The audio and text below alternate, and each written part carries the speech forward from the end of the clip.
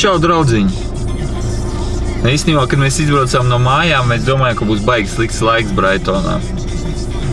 Bet no kur mēs tagad piebraucām, saulīte parādījās, viss čikiniekā. Nezinu par vēju, es eju mašīnā, bet redzēs, kā būs.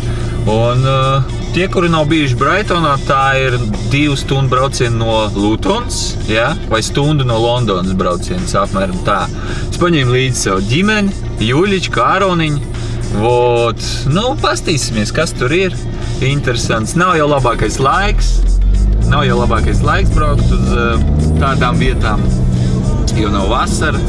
Bet ko mājās tu sēdēt? Ko tu sēdēt mājās? Pareizi, draudziņi, jūs. Labi, brauksim tālāk un skatīsimies, kas mums tur notiek, kā un kas vispār ir par dzīvību. Pareizi, draudziņi, ja?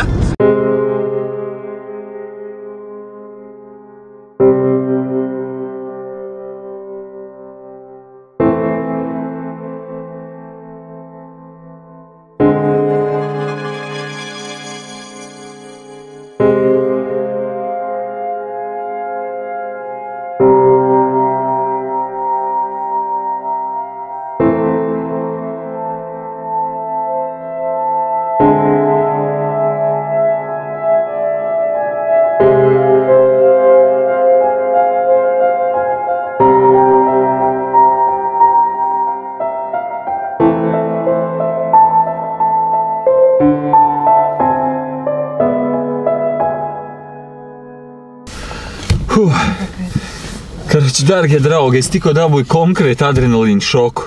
Karoči, nekad nelidojiet ar dronu stiprā vējā. Reāli.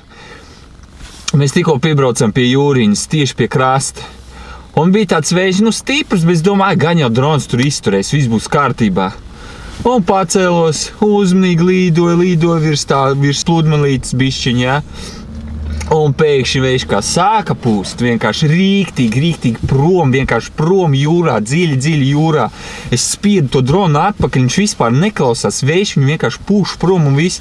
Es godīgi 100% biju pārliecināts, ka drona vairs nebūs. Es mēģināju visādas home button un spiedu sporta režīmu, nekas nestrādā un nezināju, ko darīt. Man reāli rokas viss štāta trīcēja. Vienīgā iespēja, kā es viņu atgriezu, pa laimi es viņu atgriezu.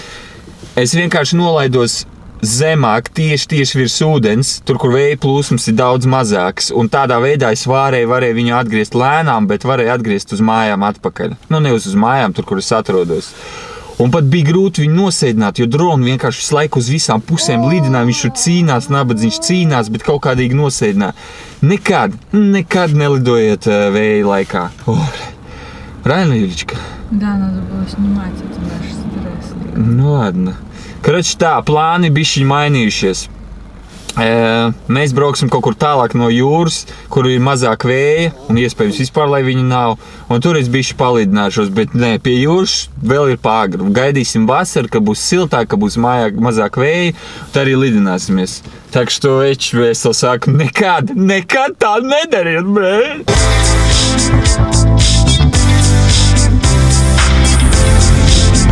Pasties, cik forši saulaini dieniņi. Super, Bet baigais vējš ārā, un tas ir baigais aplums. Ja pastoties šitā te, jūs redziet, zilas debesis, saulīte spīd, bet vējš nenormāli, sūds bija kaut kāds. Pat stāvā. Un es esmu tā sanervozējies, ka mēs izlēmām tomēr aizbraukt kaut kur uzēst. Baigi ēst sagribējās, visu enerģiju adrenalīnu notērēja. Kuņģis visu izsūknēja adrenalīnā, lai man uztur uz dzīvības, kad es šokējos, saproties? Tā ir dzīve, ko darīt, cilvēki. Cilvēki pieļauj kļūdas un no kļūdām mācās, diemžēl. Labāk uzreiz, zināt pareizi, kā rīkoties un viss, saproties? Nekad! Es saku, nekad nelaižiet dronu, kāda ir stipras vējš. Jā, es esmu muļķis, un tu laikam tagad domā tāds idiots. Protams, kāpēc nav vējā jālaiž dronu. Es zinu, bet es naivi, saproties, kā saka, pacerēju, ka viss būs kārtībā, ka droniņš ir stiprāks nekā es domāju. Bet nekā nebija, gandrīz aizpūt. Bet, tomēr, gribētu padalīties savu to experience, kā sakās, Jūs domājat, ka es Spānijā?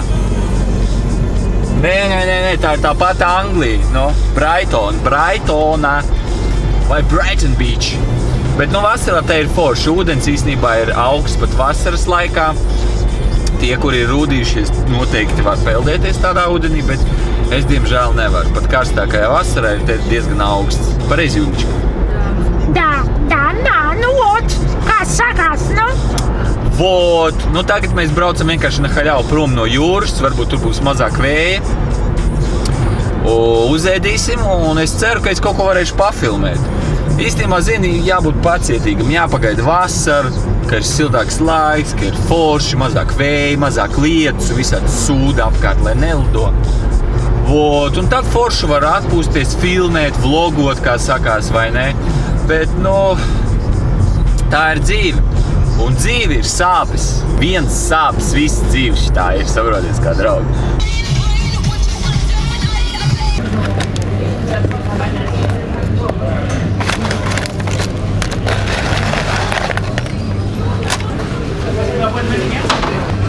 McDonald's ir tiešām garšīgi, bet neteikšu, ka ir veselīgi. Nu, ko darīt? Dažreiz var ieskriet. Ar citu iesaku jums paskatīties filmu par to, kā parādījās McDonald's. Diezgan jauna filma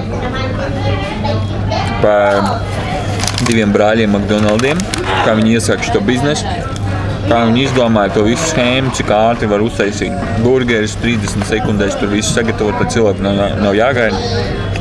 Un kā beigās viss izvērsās. Bet pats galvenais priekšnieks visiem McDonaldiem nav paši McDonald brāļi.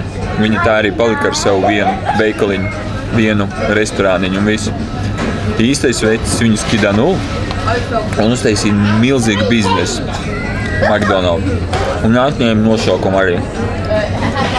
Iesaku paskatīties, viņu saucās... Kā man nazivēt? Viņu saucās... Nezinu, kur es uzrakstīšu to lejā, kā viņu saucās angļu valodā. Es nezinu, kā saucās latviešu valodā. Bet iesaku paskatīties, ļoti interesanti. Tas nav nekāds bojavīgs, bet interesanti. Pēc tās filmas nebūs nekāds respekts McDonaldiem vairs. Nopietni. Jums nepatiks McDonald's. Vai pats firma, cik viņi ir brutāli un nežēlīgi. Bet garšīgi, nu ko padarīt.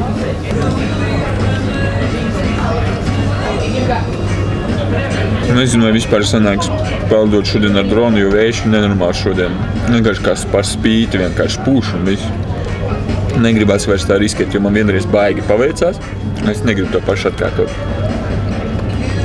Tā kā nekad nelido ar dronu vēja laikā. Vējienā laikā. Karoči, diemžēl, šodien nesanāca uzfilmēt tādu foršu vlodziņu, kādu es biju plānojis. Laika apstākļi neatļauj to izdarīt. Tāpēc, kas ir, tas ir. Ļoti atvainojos jau iepriekš. Bet gan jau būs vēl. Ja būs labs laiciņš, es noteikti uzfilmēšu. Un nezinu, ko pateikt. Viss paēdām, pašokējamies, aizver savu muti. Jā, mēs braucām uz šeien gandrīz 3 stundas pa korķiem visādiem un tā tālāk. Vienkārši nofēlojām konkrēti. Pareizāk, es nofēloju, jo man nevajadzēja īstenībā lidot. Vajadzēja vispār pārbaudīt laika apstākļus, kādi ir un kāds ir vējš. Tāpēc tagad 2,5 stundas atpakaļ uz mājām jābrauc, jāmontē šito vlodziņu jums. Un tā kā līdz nākamai reizītei, jā? Davai! Līdz čau visiem, čau!